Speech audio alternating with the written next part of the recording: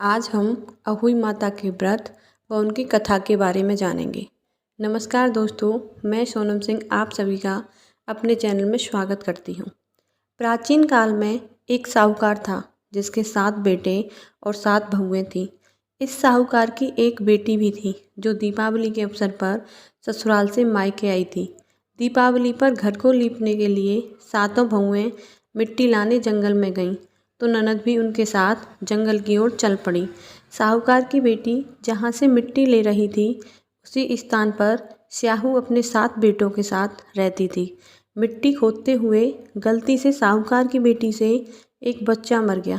स्याहू उस पर क्रोधित होकर बोली, मैं तुम्हारी कोख बांधूंगी। स्याहू की यह बात सुनकर साहूकार की बेटी अपनी 7 भाभियों से एक एक करके विनती करने लगी कि वह उसके बदले अपनी कोख बंधवा लें।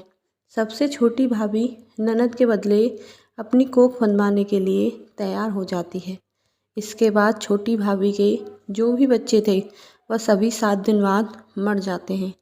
7 पुत्रों की इस प्रकार मृत्यु होने के बाद उसने पंडित को बुलाकर इसका कारण पूछा।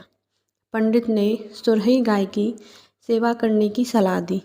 सुरही सेवा से प्रसन्न हो जाती है और उसे स्याहू के पास ले जाती है। रास्ते में थक जाने पर दोनों आराम करने लगते हैं।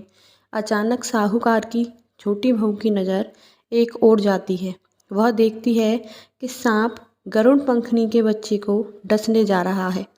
वह सांप को मार देती है। इतने में गरुड़ पंखनी वहां आ जाती है और खून बिखरा हुआ देखकर उसे लगता है कि छोटी बहू ने उसके बच्चे को मार दिया। इस पर वह छोटी बहू को चोंच मारना शुरू कर देती है। छोटी बहू इस पर कहती है कि मैंने तो तुम्हारे बच्चे की जान बचाई है। गरुड़ पंखनी इससे खुश होती है और सुरही सहित उन्हें स्याहू के पास पहुंचा देती है। स्याहू छोटी बहू की सेवा से प्रसन्न होकर उसे 7 पुत्र और 7 बहुएं होने का आशीर्वाद देती है। अहोई माता की यह व्रत कथा है। जो कोई भी अपनी संतान के लिए करता है उसके घर धन धान्य की कभी कमी नहीं होती और उसकी संतान की आयु लंबी होती है। अगर आपको ये वीडियो अच्छी लगी हो तो इसे लाइक, शेयर और कमेंट करें और मेरे चैनल में सब्सक्राइब ज़रूर करें। Thank you so much.